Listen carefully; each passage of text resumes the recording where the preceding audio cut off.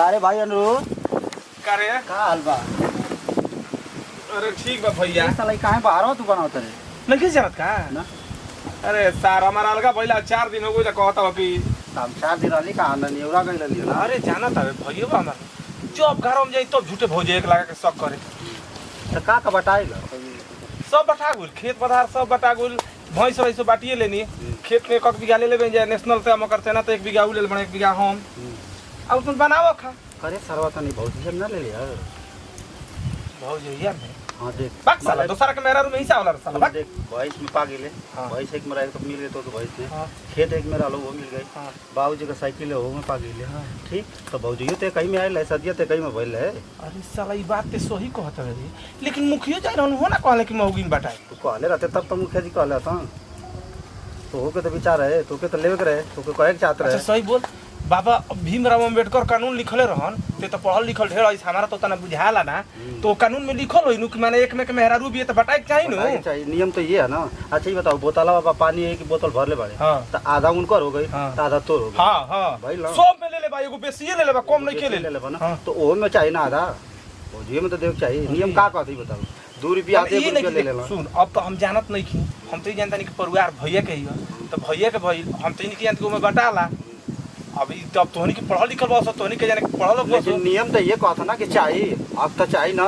हां यार खेत के में के किराई रहत उन बटाइबे कइल घर एक में बन रहे तो बटाइए गोई सर बताइए उता उता जाके पहले फरिया कह दे कि जब सब चीज में देला तो हमको हो बेटा सदियों थे कहीं में भइल है। हां यार भैया के शादी एक में भई रहे तब? बलू के 1 बीघा खेत धराई रहे गहना बनावे में तब जो कह भाई बुता दे साला तो अकेले बनावत हुआ सर हम ना बनाबे जाई कही ना जो तेहू ये पंचायती में आई हम प्रधान जी के बोले ये आइबे नु ई बात कहबे नु कि मेरा रूम आधा होला काहे न कहो ठीक बा चल चल हम जात नहीं प्रधान जी बीरी ठीक बा ज्यादा हित केंद्र का चुतिया बनली खाना बनाओ तो ना एक खानो बंद करवा देली और सरवा के दिमागे ना काम करता कि मेहरारू में हिस्सा होला जा सरवा पंचायत करवाओ। चलो ठीक है भाई जो होला तो ठीक का होला। हो हेने आवा अब तोरा का हो हेने आवा अब का होल बता तार काम बा हम जानता नहीं ई बतावा हम छोट बानी हमारा नइखे बुझात तो तोहरो नइखे बुझात आ जौना में कमर दे मुखिया बेईमान आदमी के उल्टा सीधा बंटवारा कर देले यार तो मने अब का बटवाल चाहत रे का बंटवाल चाहता रे हमार ई बताओ सुना है ने आवा तार ढेर मत कमाए के फेरा में पड़ा अलगा बड़ता अरे हनिए सुनो हो तू सुनत काहे नहीं खा अब मने का हम सुनाओ तोरा बोलो ई बताओ हां घर एके में बना रहे नु हां घर में के दोनों भाई के हिस्सा भइल नु हां भाई भइल नु कह अच्छा बर्तन छिपा के में के किने रहे नु हां बाबूजी के किने रहे हां बोल ना को ओ में हिस्सा भइल नु भाई अच्छा भैंस के में किनाई रहे वो में हिस्सा बटाइबे कोई हाँ। खेत के में के किने रह जाना में हिस्सा बटाइबे कोई माने ई बताओ नियम इहन हो कि एके में जौन सामान किना लाओ में सबकर हिस्सा होला हां होला 2 भाई रही तो 2 भाई के 3 भाई रही तो 3 भाई हां हां होला सही सही बोला सही होला होला नु त तहार बियाह एके में भई रहे नु कह हैं एके में भई रहे तार बियाह कि ना अब सकता तड़का है कह कि हां हां त तहार में हररुआ में हमार हिस्सा ना भइल मेहरारू में जो तोर कैसन हरे कैसा निशाना हरे कौन कहता कौन कहत नहीं खे हां अभी तू अपना मन सुना पहले सुन ला सुन पहले पहले तू बात सुन ला हमार सुना हमार बात मुखिया के ना तू अपना मुंह कहला नु कि खेत के में जौन एके में के रहला तना में हिस्सा सबकर होला अरे सर बौड़ा भाई हो के पागल हो रे मेहरारू में के हिस्सा देला तू कहला कि ना अपने मुंह के हिस्सा होला जौन एके में के होला जौन होला तो जो हमरा काम कर दे जो तो ए काम ना होई सुनो जब बियाह भइल बा एके में तो हम हिस्सा लेके रहब बुझाइल पूर्व के चान पश्चिम के चल जी मेहरारू में हिस्सा ना दे तो ना हम ले तले नहीं लगे ना रे कहे ना लग रे हां ज्यादा पट कहे ना लग रे मुआ दी कहू ना मार दी कि फाट जाओ करे जावा कहू ना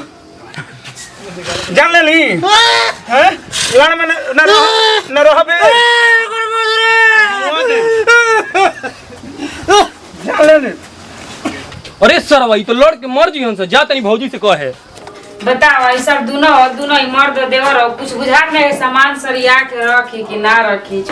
भौजी चलो दोनों भैया बुझाता आपस में लड़ के मर जी हम आ ये दादा ये का कोइला आ ये दादा ये का आ ये कुल तू ही करैले बड़े झागरा आ ये छोड़ दे मुआ दे जान ले तार जान ले हम कह देनी नु ई काहे लड़ाई पूछलू है झगड़ा काहे खाती भइल है काहे खाती हम तो घर में काम करता हूं सब बटवाल से कहत नु कि मेहरारू में भीसे तो काहे ना देबो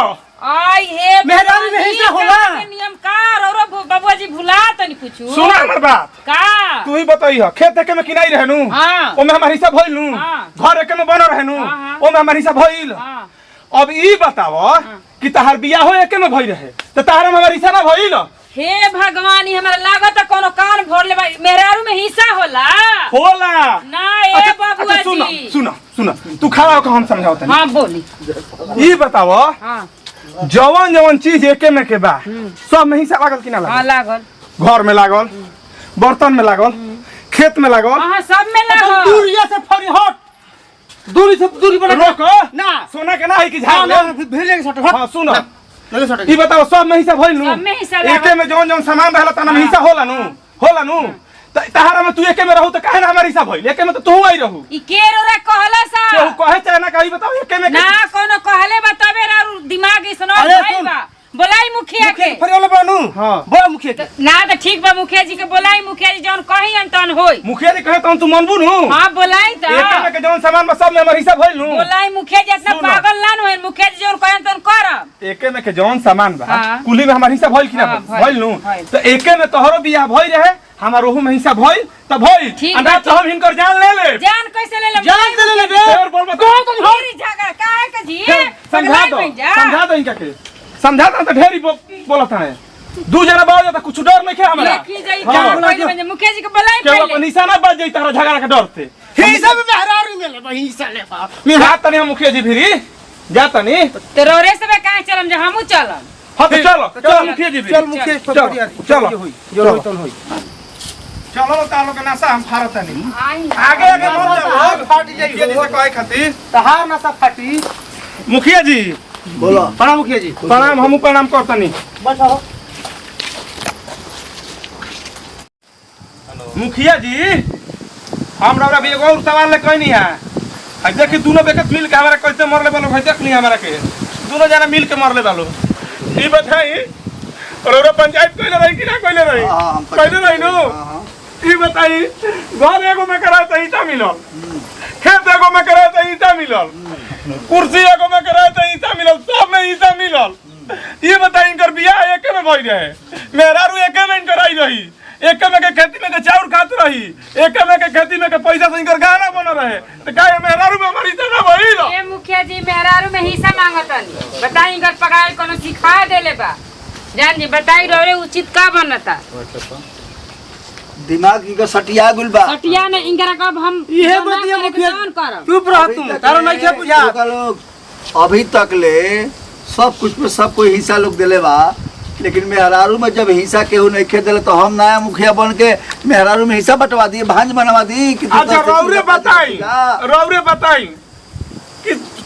जौन चीज एके में के रहेला सब में हिस्सा होला कि ना होला तो इतिहास में अभी तक ले कोई नहीं खेलू के लेकिन मेहरारू में हिस्सा दिवा ले हम कहे के हिस्सा दिवा दी अब होला दूसर मेहरारू में हिस्सा हम ना लेती तो कोनो बात ना रहे हमरो से कहे वाला कहले बा कहले हमरो मुखिया जी के कुछ कहले बा देख ली देख हे ने बताऊंगी धीरा चुपचाप रहो बात नहीं है सुनी मुखिया जी हम पढ़ल लिखल नहीं थी तो कोनो बात नहीं थे हमरो भी पढ़ल लिखल 4 गो भाई बाण हमरो के सिखाए बतावे वाला बड़ बाण निमन बात हाँ, सिखावे ए मुखिया जी हमरा बुझात नहीं सुनो तारा बुझात नहीं कि हमरा बुझात है कि करा कोनो फोड़ देले बा मुखिया जी अब रोरे फैसला करी जौन कहम तवन होई अब बात तू ठीक कहलू है ये बतिया हम सुनल चाहत नहीं है ई बताई मुखिया जी सब कुछ में जब हिस्सा होला तो मेहरारू में हिस्सा काहे ना होला हमारा के देखिए मुखिया जी खाना इनकरो के बना के खियावे के बा उनकरो के बना के खियावे और और जवन उचित बात बनता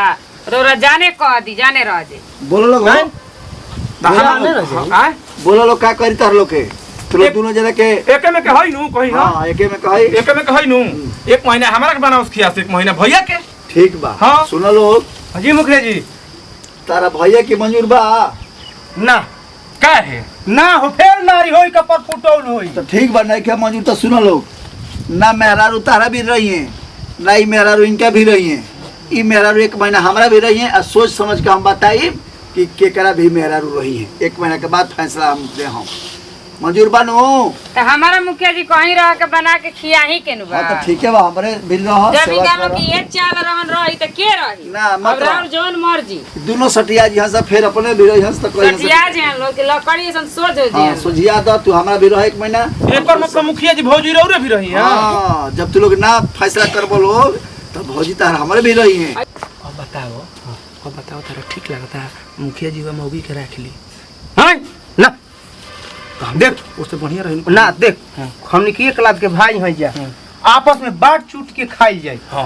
हाँ ये बत्ती तोरा ले कबे ले कहत नहीं कि भाई होइस तो भाई सुन तोहरा ना बुद्धि रहनु ना ना मुखिया जी हमनी के राउर पंचायती से नहीं की ना हमनी के पंचायत फरिया ले हमनी का अपने से बांट लेम हमनी के बांट ठीक लो है तो बढ़िया बढ़िया से मिलजुल कर रहिए लोग। हां अब हमनी झगड़ा ना फिर दोबारा आइलो लोग तो हॉस्पिटल पर रख लो मेरा ना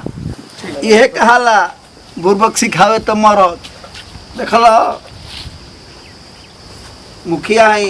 कैसे पंचायत कैनी है अब ना हम तो मुंशी बड़ा मोबाइल में बिजी रहता कैसे पंचायती करबा हम ना रहला बोले। चला जा जाई मत जाओ। नमस्ते प्रणाम। हम का बोलिए हम एक्टर बने के बोले नमस्ते प्रणाम। और हमनी के वीडियो बनावे के विशेष ई रहल हा कि ऐसा अक्सर घर में बंटवारा होता कुछ लोग के ना बुझाला मेहरारू में हिस्सा तो होला ना लेकिन ऐसा वायरस तो ले लेवे के चाहिए। और ई खास करके हमनी के वीडियो से कोनो संदेश ना देने जा आप लोग के हमनी के एगो इंटरटेनमेंट कइनी है जा आप लोग के मतलब हंसावे खातिर जो भी कइनी है जा। ऐसा कभी गलती रोरा सबे मत करम जा कि जौन गलती मतलब हमनी के कइनी है जा आई कोनो गलती ना रहे रोरा सबे के ई सुझाव देवल गइल है। आ देखी भैया हमनी के दोनों भाई लड़ल ना रही जा। चलिए एक साथ तनी विदाई अगला वीडियो में फिर से मिल जाए तब तक के लिए बाय बाय।